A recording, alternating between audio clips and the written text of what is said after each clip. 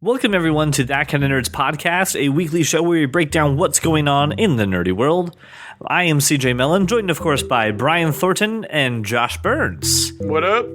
There's a lot to talk about today and a lot of nerdy stuff that we want to go over. And I want to start it off with a big piece of news that was but that was presented with a video by Nintendo. We have a new Nintendo console, and it's called the Nintendo Switch. Yes. And I'm very excited. Actually, really excited for a Nintendo console, which hasn't happened since the GameCube. You weren't excited for the Wii or the Wii U? Because the Wii and the Wii U were good as well. I was not excited about them, though. Listen. Here is what myself and 90% of gamers are very excited about. So it's a portable console, essentially. Yeah. You have a docking station, you put it on the docking station, you can play it on your TV, then at a moment's notice, you can just clip, and then pop, and it's right there on your screen. This is perfect for when you don't want to stop playing Zelda and really need to take a shit. That's pretty much it's going. I'm going to play this on the bathroom more than. And I was talking to somebody about it, and they're just like, I just don't get the commercial. Like, I feel like they're just being antisocial. Like, what a dick! They're like bringing over their little. You mean TVs. your millennial friends don't invite you to rooftop parties every weekend, and you need to bring a game with you? What the hell? And who are these like mid-20s who own these huge ass apartments in downtown wherever? Like, really? But I said to him, I was like, they don't want to advertise the primary usage of what's going to be the system is when I'm taking a shit. It's exactly what people are going to use it for. I think my biggest problem with what Nintendo's done recently is the total lack of backwards compatibility. And I don't mean... Yeah, that's out the window with this. Right, and I don't mean that, obviously the Wii U plays Wii games, but that's not what I mean. I mean that Nintendo has the richest history of any console in their games throughout the years. And you can't play. You can download a good amount of them. Yes, you can download them through the store, and I have, but have you played them, Brian? I mean, I've played them. I haven't. And they're not the same. Listen, I was just excited to see Skyrim because I want to play Skyrim and then have the ability to keep playing it no matter what I do. It's frustrating. What I want is 8-bit, 16-bit, and 64 games. I want them all available on this console. And I don't see any reason why they couldn't be, but frankly, they're just not. And Nintendo doesn't give a shit, and that bothers me. But I mean, you don't know if that's going to be something you can download. I mean, not all. It should be all games. Oh, you mean open the vault and let it just flow? The archive. Gotcha. The whole thing. Okay. No, I agree. Right? They'll never do that because the hell with you, right? Right, but why not, really? If we're willing to pay for it, why not? Nintendo has a better opportunity to do that than any other system because all of their games are easily transportable by emulator, right? So every single game could be recreated on this console, but they're not doing it just because they don't fucking wanna. And I'm not okay with that. So I continue to have this problem with Nintendo because I can't introduce my son, my daughter, to the things I played as a child unless they're available to download on the Nintendo eStore for Wii U. What did you think about the fact that this is all modular, that you can take the controllers off the side of the tablet thing, which I think has a fancy name that I don't know, and that becomes 2 controllers so you can do multiplayers, and you can join it to be one. I mean, what do you think about that approach? Because all I see is, shit, I'm going to lose that. I'm going to lose that, and I'm going to lose that. Anytime things clip onto other things, you're asking for functionality problems. Yeah. Is my opinion. But they clip with the clips onto the screen. They clip. Right, but there's a connector, right? You're a connector. I'm asking, do these communicate with the screen wirelessly because that would cause another functionality issue, or is there a connector sort of mechanism? Josh, you're just shitting all over my dreams right now. No, it's being realistic. I want it to No, because work. you're making me think about functionality, and it's making me sad. But see, you get where I'm coming from, right? I do, and it makes me sad. I'm fine with a system that has add-ons, bolt-ons, whatever, but I'd almost rather those bolt-ons be completely wireless and not have any need to connect. If if they connect and the wireless functionality goes away because there's some sort of, whether it's magnetic or otherwise contact connector, this thing is going to wear and it's going to be a complete shit show after a year. But Josh, they do the they click and they work. So the other thing about this console is that the actual tablet thing, which again, I know it probably has a fancy Nintendo name. I don't know what it's called. That's actually the physical console. The thing that plugs into your TV is just an adapter, a dock. That you slide that in and all so it does is charge it. You're carrying around, my 9-year-old would, I mean, I'm not buying it, but presumably when he's 9, he would carry this thing around. Right. False. And I mean, the processor chip inside of it looks pretty good for what it is. I mean, it's got some pretty good next-gen things inside of it to make it look pretty fast, which really I'm hoping the graphics look just as good when it's off the dock and in your hands. 4 gigs of RAM, 32 gigs of cache. I mean, yeah, as far as graphics, it looks solid. Like, I just don't want Skyrim to turn into like a Nintendo 3DS game quality-wise. It's a quad core processor that has 2 megs of level 2 cache at the processor level and a 32 gig flash RAM with 4 gigs of main system memory. Yes, nerd alert. I'm fine. Sorry. Can you mini nerd translate that to the layperson? Yes, it has enough processing power for any game Nintendo could throw at it, presumably for the next several years, because as we all know, Nintendo games on the Nintendo system aren't incredibly graphics intensive like games on next-gen consoles like the Xbox One and PS4. And they're being played on something that looks like a Nintendo DS cartridge. They're very small kind of things, almost like an SD card. Yeah, I mean, I don't think I've downloaded a game for the Wii U that was more than a gig. So, Brian, can you think of something? I mean, I'm not. Again, I'm saying this is an advantage of the console that they're not going to produce games that will outperform. The software will not outperform the hardware, which is nice. I just want CJ to stop bringing up Skyrim. If you're buying a Nintendo system to play Skyrim, then you're buying it for the wrong reasons. Just on the toilet, Brian. No. Wasn't that more of a PC thing? First of all, it's more of an Xbox thing. Anyway, I want to play great, awesome graphical games wherever I am, and again, I don't want the quality to dip, and it sounds like it has the ability to handle that. Okay, but you're not... That's still not the purpose of a Nintendo. It's not the purpose of a Nintendo. You buy a Nintendo for the Marios, for the Zeldas, for Star Fox. That is why you buy a Nintendo. This looks like they're trying to go back to when they were the dominant console. I would say that this console wouldn't be able to handle games like Skyrim and Half-Life. You're going back, like, this is exactly, it's going to handle everything you would expect a Nintendo to handle and a little more.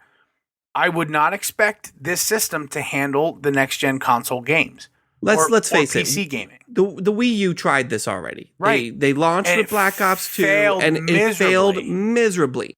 Not just because of the graphics, but the control, Brian, is not even close to advanced. The sooner Nintendo owns the fact that they are never going to get that market, the better they're off they'll be. Anybody who is actually a quote-unquote gamer has multiple consoles anyway. They either have a PS4 or Xbox One, and they have a Nintendo system. If every year all Nintendo did was make a new Super Mario Brothers and a new Legend of Zelda, they could bring out a new console every couple years. Like just with that alone, it'd be enough.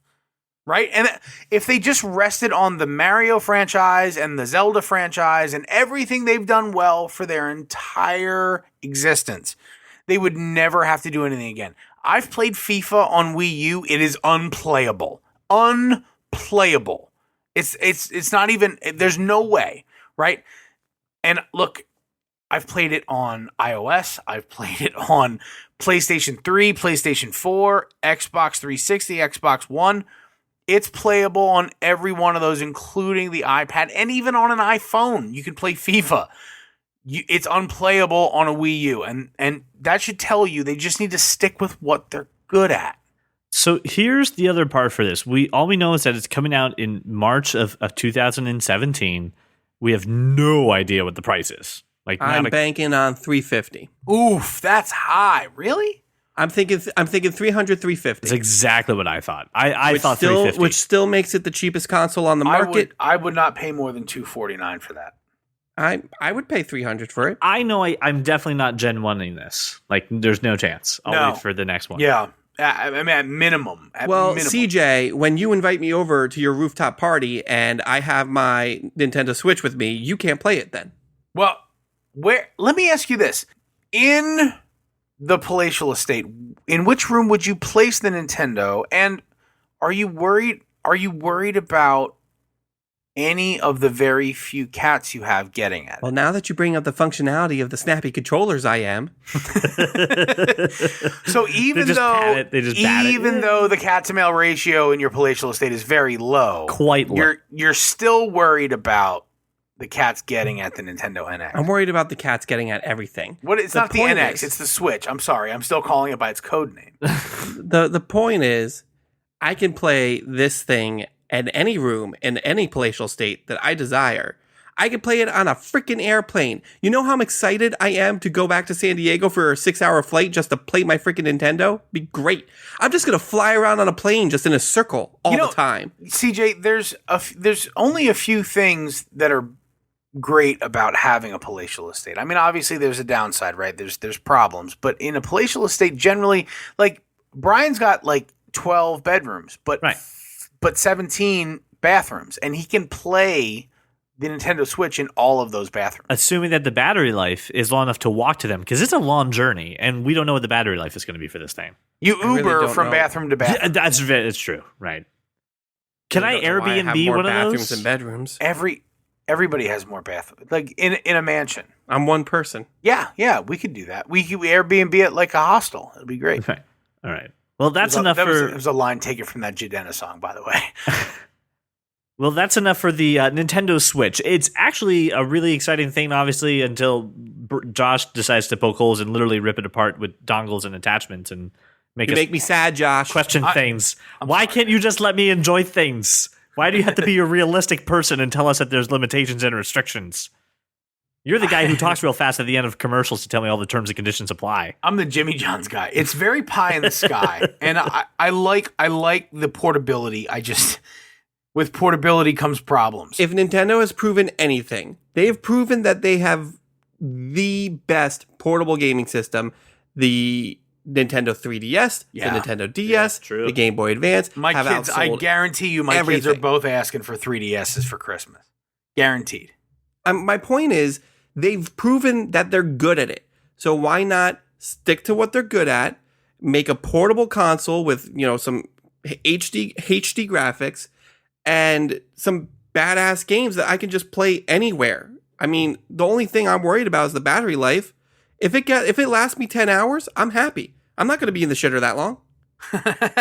Ever. I wonder before we move on, the problem with Nintendo, other than like hardware problem, right? The real world hardware, not what's the internals, is that everything has always been proprietary. So for a portable device, Brian, you would want probably USB-C charging, and there's no way this thing is going to have a charging option outside of its dock. So, the video shows them charging it on an airplane. Yeah, I thought I saw that. How is it going to charge?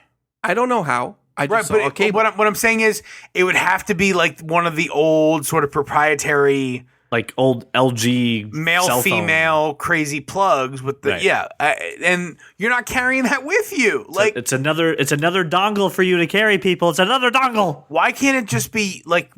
Why wouldn't they just use USB-C at this point? Because that would be way too convenient. Well, why don't they release their whole backlog catalog? I'm asking. Does anybody know if that's what they're doing? If they are, then I say it's a plus. I have no idea. No, I'm worried. Then I'm going back to saying I'm worried about another limitation being Nintendo has always been proprietary, and I have a problem with that. Like nothing now is proprietary. Do you see what just happened? What? I brought up something I really liked about it, and you shit all over it. I didn't mean to. I really didn't. You just did, and you made me think. I don't like thinking, Josh.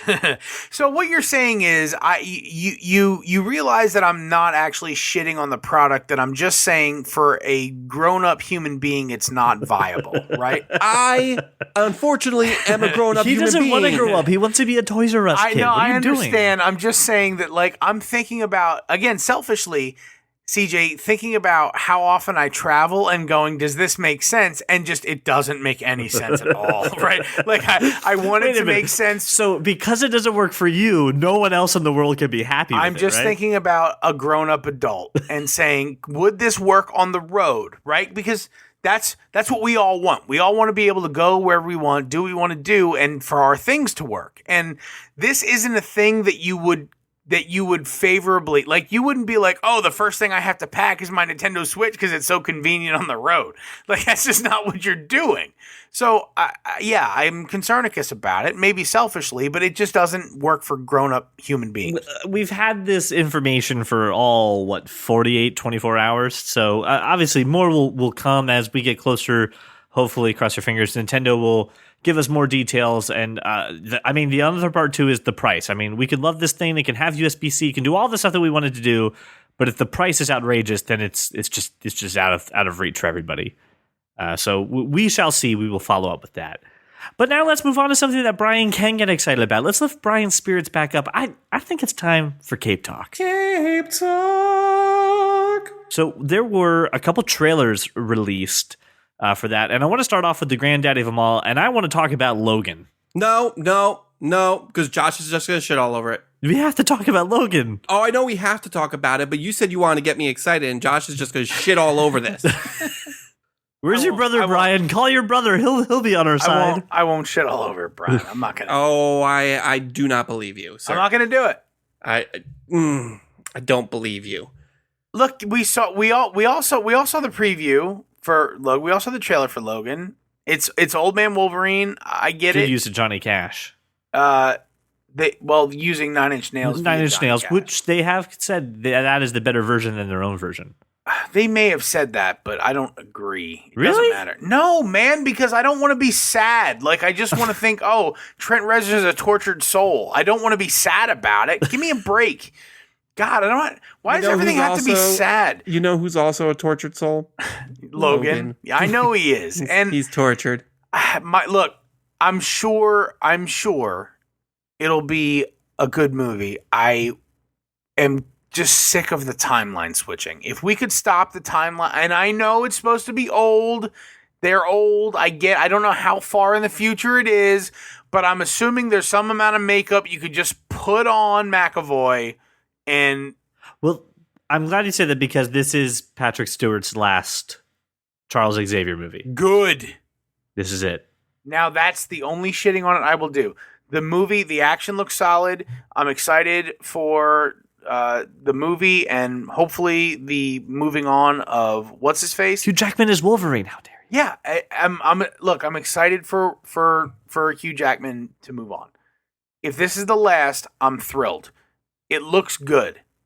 I'll see it for sure because it's an X-Men movie and because I love the character. I just heard you say, I am so happy this is the last one of everything. It's time. We've reset the timeline. It's time.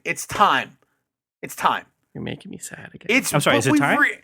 We've reset the timeline, Brian. Why do we have to live in two different timelines? They have to go. No, you're absolutely right. I think Fox has screwed up the X-Men universe royally. Right, but you feel like they're kind of getting it right now, right? I mean, with the new timeline. I feel like they're getting better. I wasn't overly enthused by Apocalypse. Okay, but we all agree if it were in the hands of Marvel Studios, it would be better. But it's not, and we have to deal with Fox. Right. They're doing what they can. They're moving on. This looks like a great send-off because everybody... Look, in the comic books, Old Man Logan was great. Yeah, it was. He was great. And yeah, it was. I mean, I'm sure Hugh Jackman will do his level best not to completely fuck it up. But Old Man Logan was amazing. It's just the biggest backhanded compliment section ever. I'm extremely excited. That's all I have to say. March is the month of things that I'm excited about that Josh will ruin for me. The director of the movie did also say that this is going to be totally a different movie in the sense that this is not going to be CGI, blowing things up, car chase kind of thing. It's going to be a little more subdued, which I think is perfect. So don't expect just epic fights and monsters and bullcrap. Focus on a good story, and just like I can't believe I'm going to say this, just like Josh said, a send off to two fantastic characters. I can't believe I just quoted you saying that about this movie that you just ripped its heart out and then stomped it on the floor. All right, so can we all get excited about how about Guardians of the Galaxy 2? Is this one that we can all agree on? Yeah, for sure. Brian? My wife even across the room yelled at me and said yes. Tell your wife if she wants her 2 cents to be heard, she should listen to the podcast. Oh, touche, salesman, touche. I laughed my ass off. That trailer was hilarious. It looked great. Are you sure, Josh? Are you sure? If you'd be happy if Chris Pratt never played the role again? He is far too handsome for that role as Star-Lord. I don't believe someone would abandon him. Are you sure there's not too much space and time in it? Maybe. No, I think it's great. I think it's awesome. Everything about it was fantastic. Especially the hug. The hug with Batista was so good. It's hilarious. It's so good. And then little Groot in a backpack. Yeah, of course they saved that for last because everybody's like, "Oh my God, it's baby Groot! It's toddler Groot." I was already laughing, and then you see Rocket and Groot, and then I laughed harder. Like, it looks fantastic. Who is the blue guy with the mohawk? You mean the guy who was in the first movie? Oh, I don't remember him. He is the leader of the Ravagers that Chris Pratt was a part of. Okay. Udanta. He was also one of the first Guardians of the Galaxy. I didn't read Guardians of the Galaxy in my life. So Yondu Udanta.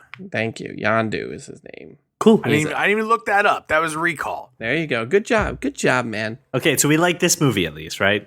I like Logan. I like Logan too. No, you don't. Don't spit on my cupcake and tell me it's frosting. That's not right. I'm not. I like Logan as well. Anyway, yes, I'm extremely excited.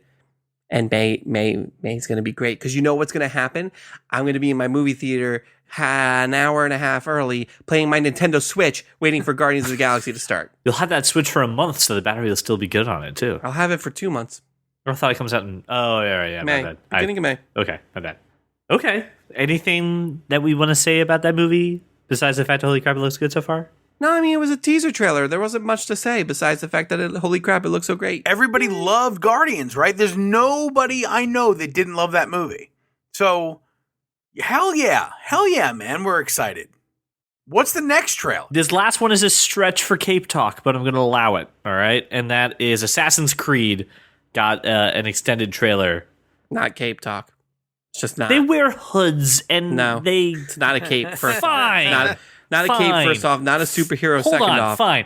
Here, everybody, since we're going to a different movie, that is the end of Cape Talk. Are you happy? No, I'm never happy. Anyway. So moving on to movie news then. Assassin's Creed trailer looks... I mean, I'm so excited for this movie, and I'm really, really hoping I'm not let down by it. It looks really good. So I have hope for this movie because they're doing what the only other decent video game movie franchise has ever done, and they're not telling the story verbatim. They're just taking the concept and doing their own thing, and I think that's great. Here's watching this trailer. Here's what's awesome. Like guys, tell me no, but yes, but no.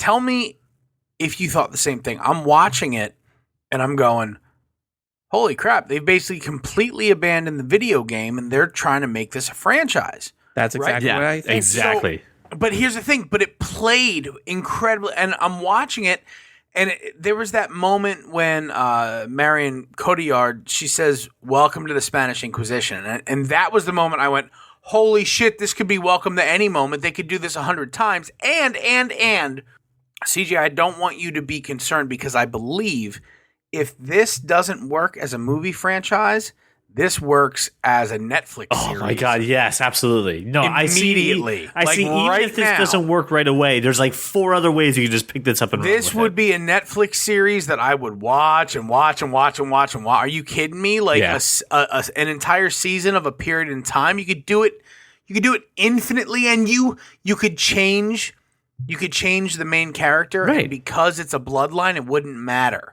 Right. That's why I actually think this is a brilliant movie franchise, because it doesn't require Michael Fassbender to repeat Exactly. to maintain the bloodline story. Yeah, It's so you don't lose your awesome. you don't lose your ancestral connection. They're all kind of there. I hope it continues to be Michael Fassbender, and I think that the movie has enough star firepower. Michael K. Williams to just the least of them, maybe. But again, anytime you see Omar show up, Omar coming. Yeah, anytime you right? see Yeah, Omar exactly. show up, you're even excited. in the Animus, he still can't get Honey Nut Cheerios. So I think there's definitely, with the characters they've got, enough star power to make it a thing. I want to see if the story's good enough to make it a box office thing, right? Because this is a Christmas release, right? Christmas time-ish, yeah. I don't think it's actually Yeah. Christmas. Well, I saw Like December. the week before. Something All like right, that. so but it's a decent. It's going to be a. They're hoping for a blockbuster, and that's what I they'll think get it. I think it could be. Yeah. But it also has the potential of being the cursed video game movie franchise and just No, I don't think it will. No, I don't think no. I'm just they've it completely could. abandoned I it. don't think it will either. But I mean, like Listen, the just think stats of- are against us. Yeah, I get that, but think of all the video game movies you've seen, movies based off of video games, and how Techno. horrible they're all horrible, all horrible. except for name the one movie franchise based off of a video game that's actually good. The Hoskins Leguizamo Mario Brothers, No, Mortal Kombat, the original one. Mortal No. Kombat Annihilation. absolutely not. That was a Doom. steaming Doom. pile of Great movie, Doom. With I Dwayne. hate, I the hate Rock all of you. Johnson. Just name the one that I know you should name. Oh, Prince of Persia. Prince of Persia. Yes, Prince of Persia. You're absolutely right, because they made multiples of those movies. I'm talking about Resident Evil. You guys are assholes. He just wanted to, just gonna give it to him. He desperately wanted it. Anyway, yes, Resident Evil. Anywho, the reason that franchise is good up until movie 5 and successful is because they've completely abandoned, let's do the exact same thing just in the movies. They did the concept and did their own thing with it. And they're But doing the same thing with there's this. about to be another Resident Evil. You telling me you're not going to see that? I will, because it's the final one. Right. But And I've invested 10 hours in that franchise. Right. He's saying he hated 5, but he's still I hated 5. but he's still going to Right. see 6. But right, because 1, 2, 3, and 4 he's were a amazing. he's a completist. I mean, He's going to have pretty to much, finish I it. pretty much hated all of them, but Mila Jovovich, how do I not watch If they're her? taking the same approach, I have full faith. And again, Josh said it's got star power, not because of Omar, whoever the hell that is. I'm Oh talking my more god. Like, nope, shut up. I've never seen The Wire. I'm talking more about Michael Fassbender, Marion Cotillard, Jeremy Irons. I mean, those are some heavy hitters. All right, well, we can all agree that Michael K. Williams is bigger than Jeremy Irons at this point, right? No, No. I am going What? to absolutely disagree Nah, with you. Jeremy will- Irons is like he's been in more B movies He's than freaking. Don't even reference the fact that he's Alfred. he's been in more B movies than blockbusters. How many blockbusters has Michael K. Williams been in? What? It's no. I'm not saying he's a blockbuster actor. I'm saying he's more recognizable because of the amazing job he's done with Josh, Jeremy how long ago Irons was is The more Wire? recognizable than Not How The long- Wire, dude. Boardwalk Empire. yes. Jeremy Irons is still more recognizable than him. I disagree with you completely. And you know what? And I would I'm like the listeners to tell I'm us who praying is that right. The listeners weigh in on the Michael K. Williams versus Jeremy Irons discussion. I can't even believe we're Must talking you say about his this. name with disdain? No, I like Jeremy Irons, but I can't believe you're putting him on the Listen, same level. We're arguing over a movie that we all love. Why do we just go back to loving a movie? You're making asinine statements. Brendan Gleeson is also in this. Brian Gleeson is also in this. These are recognizable people. Not saying they're not recognizable. I'm agreeing with you that there's star power when we behind talked this.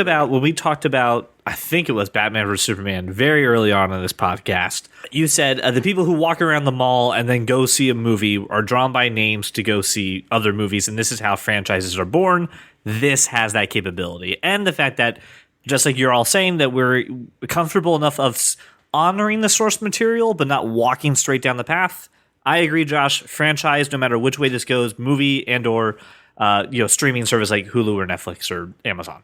I hope that's how it goes forever. I hope that it's episode 92 and I'm on my deathbed and I'm still watching Assassin's Creed stuff. This is the kind of thing that every sort of, I mean, Michael Fassbender, I'm sure, is going to do a great job. But imagine, like, every sort of, I don't want to say washed up, but like, you could have Michael Fassbender.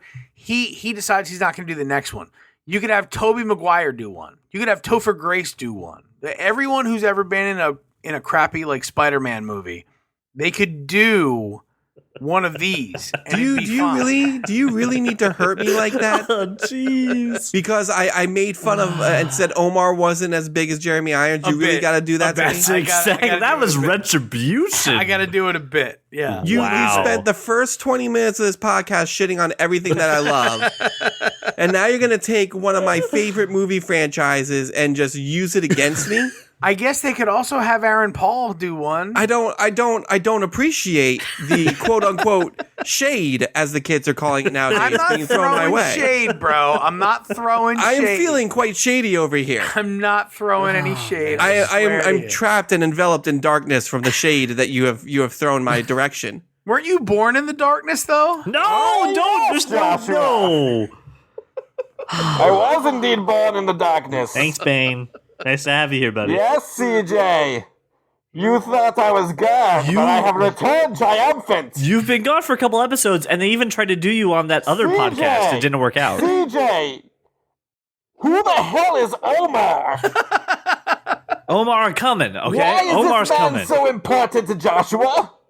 And what are these Honey Nut Cheerios doing here? Did you get Omar's Honey Nut Cheerios? That's why he can't get Cheerios. Oh, yes, Joshua. I have taken all of the Cheerios. And once I have all the Cheerios, you have my permission to die. Which is what happened to... Never mind. No, I can spoil the wire. That's what happened to Omar. Oh, you died because of Cheerios? Fantastic. I didn't even look. Honestly, I didn't even see it going there, but I'm glad it did. How did you... He said darkness, and I just went, wait a minute, darkness. You didn't see it going that way. Sure, Josh. Thanks, Bane. It was always nice to have you back. It's very weird not seeing him be mobile in the Animus. No need for you He's in one spot. He never leaves that room, CJ. You could go mobile with your with your Nintendo Switch. Yes, there. CJ, I will be going mobile with my Nintendo Switch. Whilst I hack the Wall Street and steal all the money. CJ! I will be taking my Nintendo Switch with me to your funeral after I've broken you. Or you've broken the Nintendo Switch because it has those adapter things out on the side that clip in and it's going to break. Then you can't use it. Why must you ruin everything, CJ? That's what I do. All right, so I want it for Bane, CJ. You've ruined it. I want to move on to a short film that got released by the team at Pixar. And it's called Borrowed Time. I highly recommend, if you haven't seen this, we posted it on our Facebook page, that you stop what you're doing, pause this, watch this short, and come back. Yeah. Because it's way different than any other, honestly, short story with animation I've ever seen. Ever. Yes. Absolutely. And it does something that can show that this isn't just for kids. This is, animation isn't just for telling stories about funny robots. It can really tell a strong and compelling story. Josh, you were really into this short. Can you kind of give me your impressions of it? It's the 6 minute 45-second emotional equivalent of watching the Alice in Chains MTV Unplugged, watching Lane Staley make his last. That's how the whole time I felt this incredible sadness watching this short. Now, the thing that The Verge said was that Pixar has never gone darker. And while that is certainly the case for at least half of this thing, there's an incredible sense of hope that you get at the it was unbelievable. Watching the thing was gut-wrenching. It was hard to continue watching. But Brian, you watched this thing, right? I did. And as someone who supposedly has no soul, like I've been told before. It was great. I mean, I wasn't as emotionally attached to it as you sound like you were. Wow, really? I want you to imagine, Brian, just for a moment, right? That carriage is you and Papa Thornton. I don't want to do that. That sounds awful. Why would I do that? Because that's the journey you're supposed to go on. I guess that's kind of my whole point, is that's the emotional journey this thing takes you on. Everyone should take 6 minutes and 45 seconds ish out of their life and watch this thing, because I'll tell you what, it was more emotional than the first 10 minutes of Up. Yes, that's exactly what I was going to say. It has more in that 6 minutes than Up does in that. And it's just one guy, right? I mean, it's the brilliant thing is that they did it with so little. And I'm sure, Pixar doesn't write stories. So whoever wrote this story, and I don't have the name for attribution, whoever wrote this story, I want to give you a hug. Like I just want to hug you and say it's going to be okay, buddy. But Seriously. I mean, the movie, the short goes dark, right? And that's what The Verge said, this goes the darkest thing. But I agree with you, Josh. It ends with literally a ray of hope. With the ticking at the come on, just gets me. But the reason that they made this, because I sent you guys a video too, and I put it on our website. They made this because they really wanted to show that animation can tell really complex stories, and I'm really curious to see what can come out of this, because I mean, this was gripping. And they talked about another story that they were going to do about forgiveness instead of redemption. And if this is big enough, I'm not sure I'll be able to hold it together. I want to see that they storyboarded through forgiveness instead of. I don't think I could make it. I don't think I'd make it. Oh, the other side. I don't think I'd make it emotionally. Did you see that storyboard that they showed? No, and I wish I didn't know that they were actually thinking about it. So I'm going to tell you, it's the same sheriff. Well, I get it. It's an alternate ending. Well, no. It's a whole different story. So after the dad dies, he finds... Well, okay, right. Alternate ending. It's an alternate ending. Right, sorry, yes. It's an alternate ending. He finds the bandit, I would guess, that led to all of this, has a gun on the table and the pocket watch. And it basically decides, am I going to kill this guy or forgive him? Oh, so vengeance versus...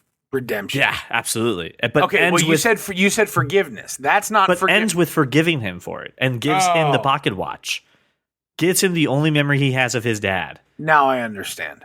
Okay, and forgives him for doing what he did. No, I'm much better. I'm much happier with this version. Okay, that's fine. Brian really doesn't give any shits. Zero from Thornton today. I don't understand how you aren't. I hope. Papa Thornton, you need to watch this short and tell me if you're not emotionally attached to it, because I don't understand what's happening. What words do we need to speak to your son to get something out of him? Is there a switch that we're not flipping? What is happening? Why? You both have his phone number. Why are you pleading to him on the podcast? Because I'm not texting him during a podcast at the moment. Like, at this point, I could text him tomorrow at a reasonable hour, I guess. Well, but at this point, we can have our listeners tell us. Call us, okay? 484-373-4119. Tell us what you feel about this short. And then hopefully we'll get some human reactions instead of the cardboard cutout that Brian Thornton is sitting in front of right now. He's back. Hey, buddy. I'm sitting in front of a cardboard? Yeah, you had it, and now you came back. Just let my slip go. Just let my slip go, damn it. Pretty sure your computer just froze. Anyway.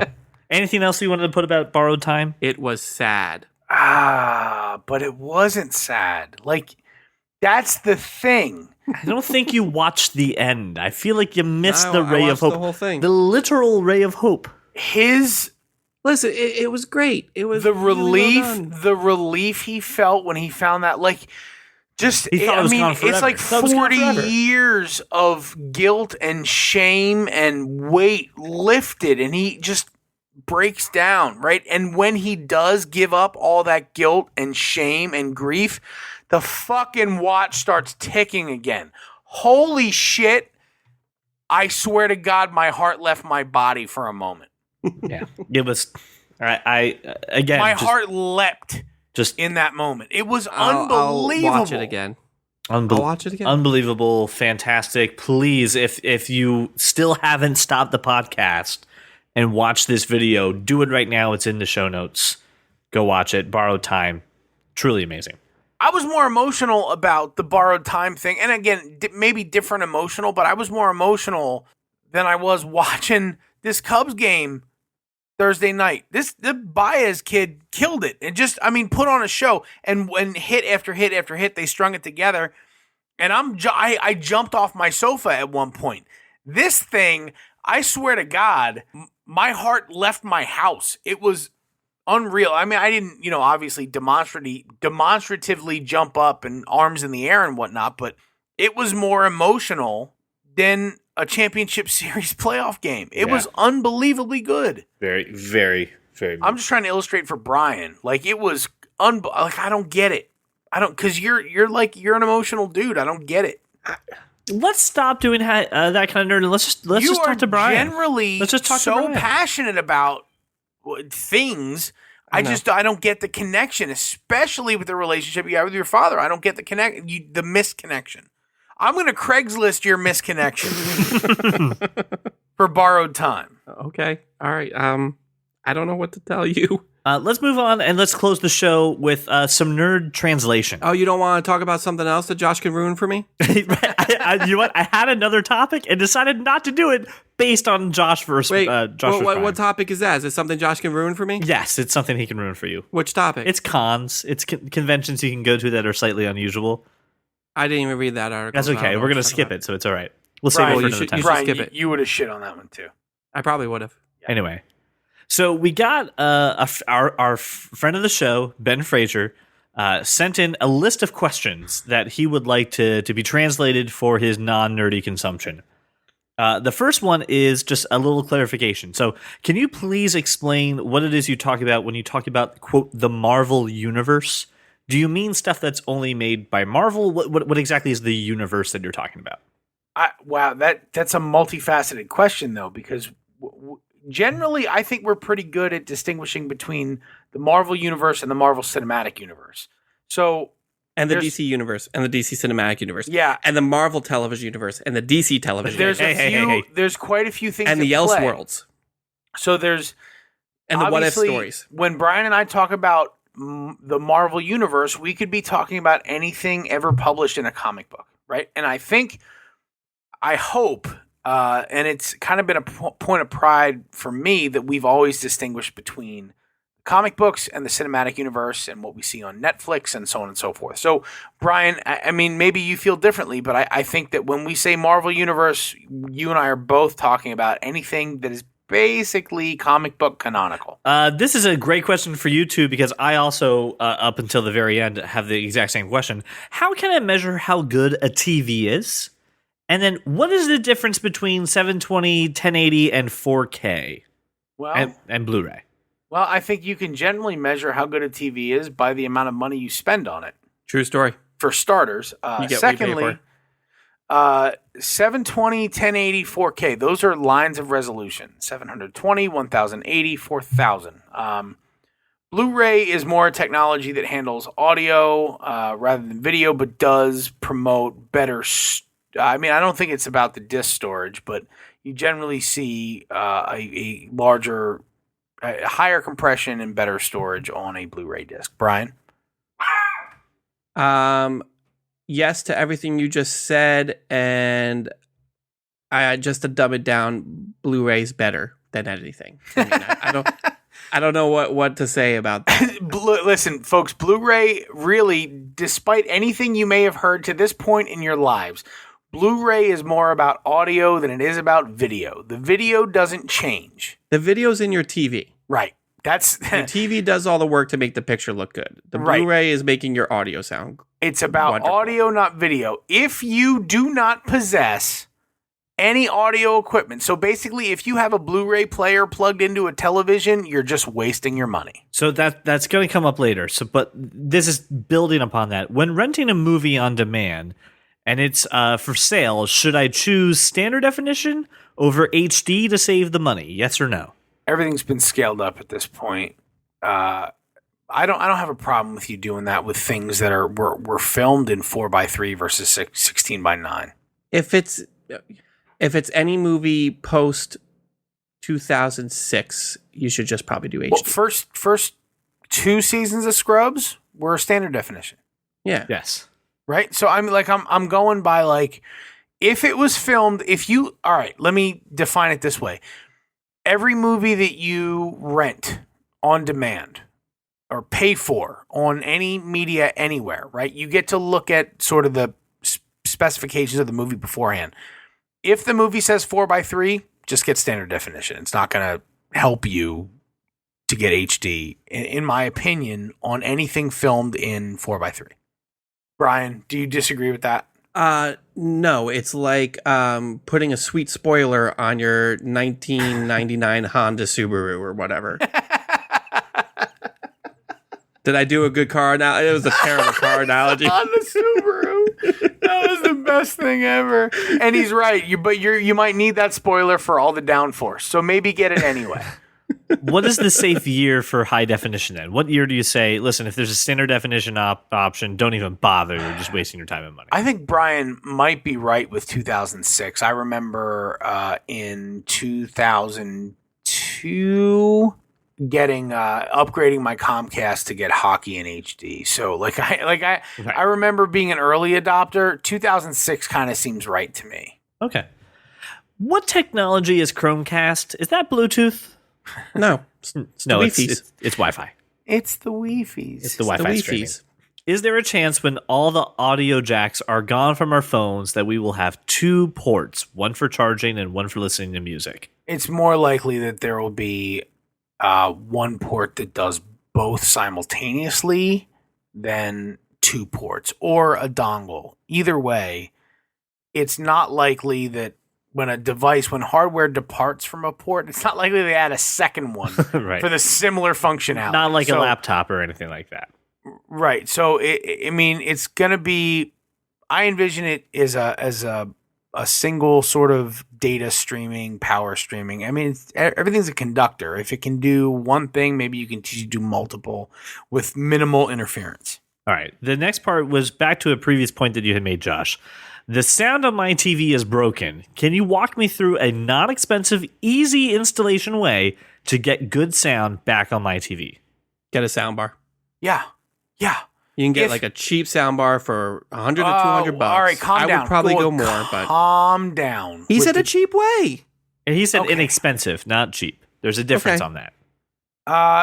So Brian is right. You can buy an inexpensive sound bar, an off-brand, right? It doesn't have to be a big audio name brand. You can get a Vizio sound bar probably for $100, and you can get it at any store: Target, Walmart, Sam's Club, Costco. You get the same anywhere. You get it anywhere. You don't have to go to an audio store, to a Best Buy or whatever. If you want to spend more money on a sound bar, I absolutely recommend you go to a Best Buy, go to a Magnolia, and buy an amazing sound bar. That's what I did. However, if you just need sound, right, you can buy, like Brian said, an inexpensive soundbar that'll hook up. There's an output from almost any flat panel television that's an optical output that'll go right into your soundbar, and not only will it fix your problem, but the sound will actually be firing at you for the first time in your life instead of backwards out of the TV against a wall. So it's going to sound better at a lower volume. Buy a soundbar. Forget about whether your TV audio is broken or not. You should not be using your television speakers at this point. That all stopped with front projection televisions. That was the last time TVs had good speakers. So the second part to that is, I would say, do not use the headphone jack in your TV. Go buy the optical cable. Thoughts on that? Spend the extra few bucks, get the optical cable.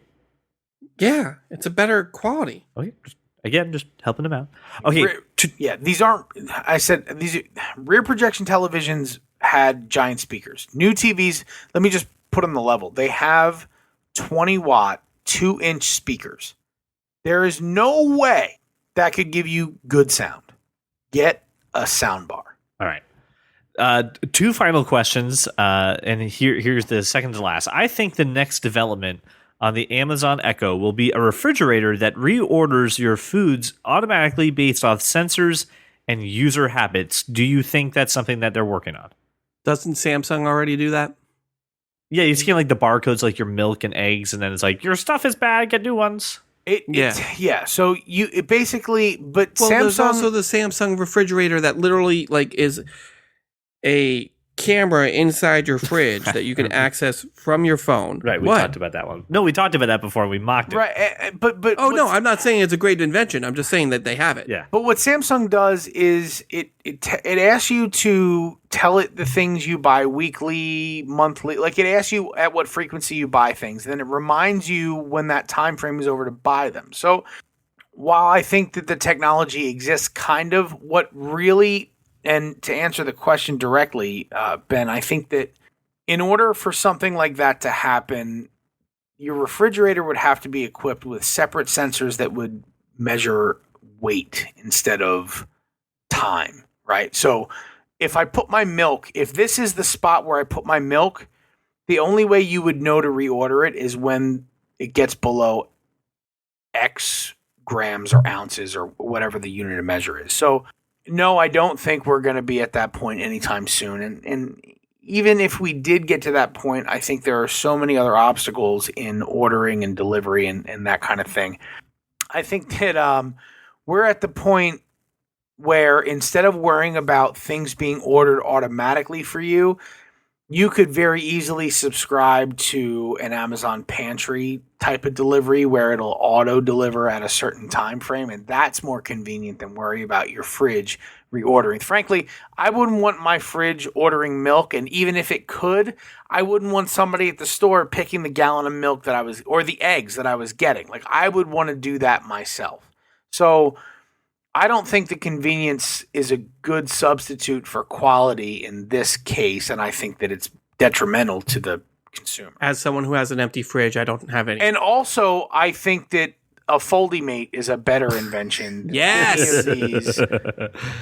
Right? And I think that we'd be better off getting our clothes folded automatically than our food reordered. Here's Ben's final question. Okay. It seems that robots are going to be a lot closer to our reality than we ever could have expected.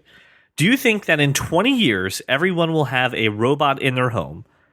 And then could that turn into Skynet? Not kidding. Literally, could these turn into Skynet? So the answer to your first question, could everyone have a robot in their home, is no. And I can preclude the following question by answering the first one. And that's because if robots seem to be taking over, I'm going to destroy them all before they can self-actualize. I will say the term robot is a little too loose for, like, I'm thinking like Bicentennial Man, Robin Williams robot in 20 years. Oh, I was thinking more like no way. No, I was thinking like Rocky IV, Paulie's robot. Yeah, right? Paulie's like robot, right. Even that. Like that, or like Johnny Five. Right. So like I want those, but I think our bigger concern may be artificial intelligence, and not in the rise up kind of sense, but in a way that everything that we do as human beings becomes so predictable that we lose our individuality. And I think that is a bigger concern than anything actually rising up against us. Braitano, robots. I think by our conversation about borrowed time, I'm already a robot. And then I'm not worried about you turning into Skynet because you can't bond. You should be worried. No, because you can't bond with any other robots, so you can't organize anything. First off, Skynet didn't bond with shit. Have you seen the same Terminator movies I saw? I don't think CJ, I think his MK Ultra status prohibits him from seeing any sort of that makes sense. That's very true. I'm not allowed to. That does make sense. You don't. They want you to come up with new ideas. They don't. Oh yeah, they said this obviously didn't work. Yeah, we tried it. We tried this once. Hollywood showed us easily how we would get rid of it. So robots, yay, nay, in the next 20 years. I mean, if by robots you mean like a Roomba, sure. Right, that's what I'm saying. That totally is already happening. If by robots you mean artificially intelligent iRobot, Bicentennial Man, yes. Terminator, yes, no. Yeah, he's thinking iRobot. No. What about a robot that's sole purpose is for passing the butter? Is that its only purpose? That is its only purpose. You can put a little track. You can put a little track on your table there. Brian and I were enjoying a Rick and Morty. We were doing moment. a Rick and Morty moment. Really? Yeah. What is my purpose? You pass the butter. Oh God! Doesn't say that. This robot is like, oh no! He becomes self-aware for a moment and just like, oh no. Because the robot passes the butter, and then he asks him again. He goes, "What is my purpose?" He goes, "You pass the butter," and he just goes, "Oh God!" He's like, "Yeah, it sucks for everybody." So good. I love that. Wait, show it's so like much. it's like Marvin and the Door. Yes, like Marvin and the Door. Or like Hodor. Oh, You didn't have to do it. I did. I did, because you've spent the past hour and 9 minutes ruining everything about my life. I said Marvin and the Door, and you put the image of Hodor in my mind. You're damn right I There's did. just no reason for no that. need You for said that. door Brian. around me. Marvin was sad enough. You're an emotional about terrorist. What are you about the doing? Door being happy. That was bad enough, and then you put Hodor in my head. Wow. And I was just You're going to say welcome. we ended on a nice note, and then there you are. Nope, you're welcome. Well, I'd like to know whose emotions got kicked the worst, Brian's or Josh? Mine most certainly. It was Brian. Brian lost this pretty bad. So please send, in lieu of flowers, please send warm wishes and different ways that we can express the cat-to-mail ratio to Brian I don't want at flowers? thatkindofnerd.com. I appreciate a wonderful bouquet. I was super careful to hold my opinions and not be mean. Even though you say I was mean, I think I was not mean. Regardless of Josh. how drunk I may or may not be, Josh, I don't believe I was mean. The problem is not that you were mean. The problem is that you were logical, and you made me be logical for the past hour and 10 minutes, and it's ruined everything. Well, that's kind of the whole reason you guys. You asked me to did participate one in the level first worse. You made me be mean to myself, and it sucked. Well, that is the show for the week. I want to thank Josh and Brian for taking the time and to doing this. We enjoyed it. Brian, we'll get you some therapy and maybe a nice hug so you can get on with the rest of your week. Please. I'm not a hugger. I'm a robot. Please tell us what you think about Nintendo Switch, about Logan, for the love of God, Guardians of the Galaxy 2, Assassin's Creed, and Borrowed Time. Please make sure to send your questions just like Ben did. Ben, thank you so much for those questions. They were fantastic. I know Josh and Brian had a great time answering them, so please send more. Send your questions to nerd@thatkindofnerd.com, and we'll translate them here on the show. Thank you so much for making us your walk around your neighborhood or your drive to work, and we'll see you guys next week.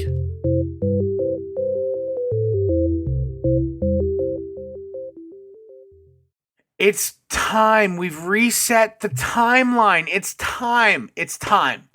It's time. March is the month of things that I'm excited about that Josh will ruin for me. I don't appreciate the quote unquote shade, as the kids are calling it nowadays, being thrown my way.